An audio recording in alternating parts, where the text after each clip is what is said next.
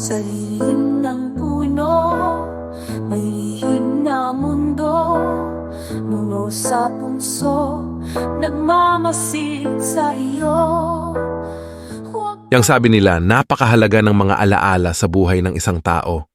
Sa mga sandali ng pighati, sa mga sandali na nais mo nang isuko ang lahat, ang mga alaala ang nagpupumilit sa iyong magpursiging lumaban para makamit mo muli ang mga panahong nakaraan. Ito ang aking kwento, isang alaala na hinding-hindi ko makakalimutan. Summer, 1986. Walang pasok sa eskwela. 12 anyos ako noon at tulad ng kada summer na dumaan, ako ay nagbakasyon sa probinsya ng aking mga pinsan. Wala akong masyadong mga kaibigan sa Maynila, bukod na lamang sa mga kaklase ko sa paaralan. Kaya't lagi akong natutuwa kapag nakakauwi ako sa Sorsogon sa piling ng aking mga pinsan na halos kasing edad kong lahat. Wala kaming ginawa sa mga araw na ganon kundi maglaro. Mga simpleng mga laro lamang, mga di na kailangan ng kung ano-ano mang nabibili ng pera. Patingtero, tumbang preso, habulan, yan ang aming mga hilig. Naglalaro lang kami ng naglalaro. Mula umaga hanggang hapon, mula hapon hanggang gabi, at minsan, mula gabi hanggang hating gabi. Di ko makakalimutan ang partikular na gabing yon. Naglalaro kami ng isa sa aming paborito, ang taguan. Mainitan ang naging labanan. Di namin namalayan ang oras. Tulog na ang buong baryo ng Santa Monica ngunit wala pa rin kaming tigil. Sa paghahanap namin ng mga bagong matataguan, di rin namin namalayan na napadpad na kami malayo sa nayon. At malalim sa karatig gubat nito, si Efren ang naging taya. Walang gustong manalo siya dahil ubod siya ng yabang. Nagsimula siyang magbilang ng hanggang 10 habang tinatakpan ng kanyang kamay ang kanyang mga mata. Mabilis kaming naghanap ng magandang matataguan. Sa aking pagmamadali ay di ko natingnan ang aking dinaraanan. Doon, sa ilalim ng napakalaki at napakatangkad na puno, ako ay natipalok ng natapakan ko ang di inaasahan, isang tambak ng lupa.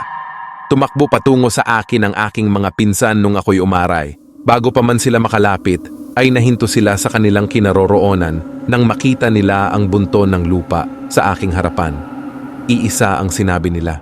Pare-pareho ng tonong punong-puno ng takot at pangamba. Punso. Ngunit bakit? Punso lamang iyon. Malamang bahay ng mga langgam o di kaya mga anay na pumipista sa katabing puno. Humingi ka ng paumanhin, may kabang binulong ni Efren, na wala ang likas niyang yabang. Binigyan ko siya ng nagtatakang tingin. Humingi ka ng paumanhin, pasigaw niyang inulit. Ngayon din, natawa na lamang ako. Bakit ako magsosorry sa isang tambak ng lupa? Bigla na lang nakiawa ang iba kong mga pinsan na nais na pakinggan ko si Efren.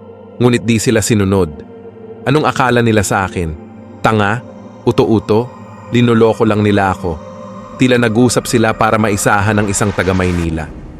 Nang maging klaro na di ko sila pinapakinggan, sabay-sabay silang nagtakbuhan pabalik ng nayon. Iniwan ako dong mag-isa, bagsak pa rin sa lupa, sa tabi ng punso na gusto nilang ikatakot ko. Tiningnan ko ito at umiling, natatawa pa rin sa mga pangyayari. Nang biglang may halakhak akong narinig.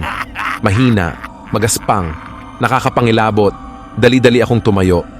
Noon ko lang napansin na namamaga ang aking bukong-bukong.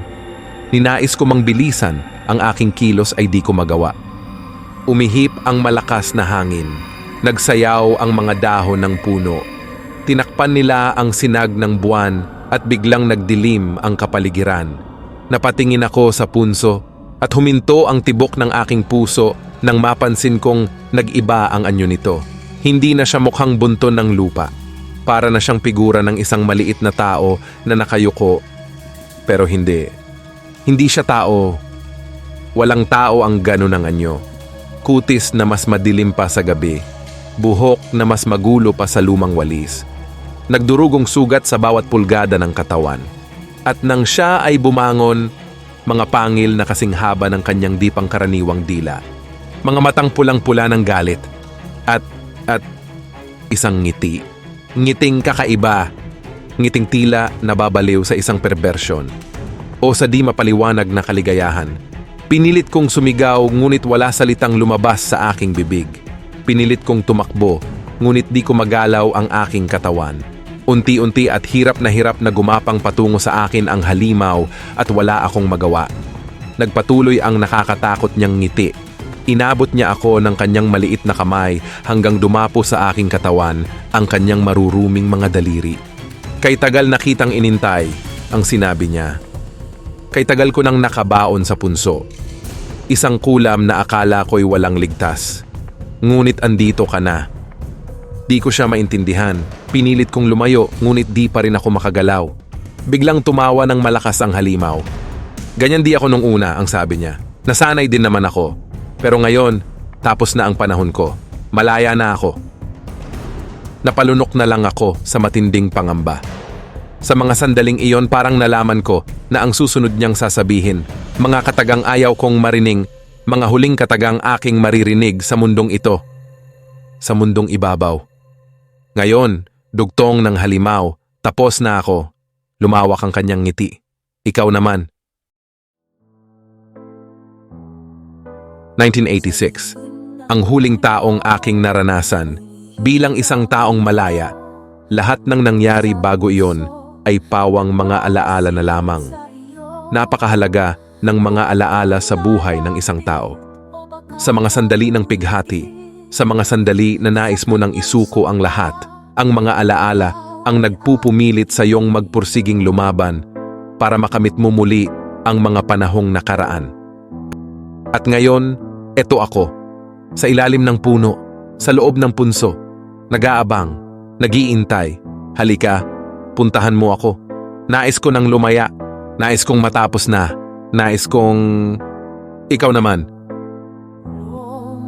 Bulong, nuno sa punso. Anong lihim ang iyong itinatago? Bulong, bulong sa dilim ng gabi. Nuno sa punso, huwag mo akong tawagin.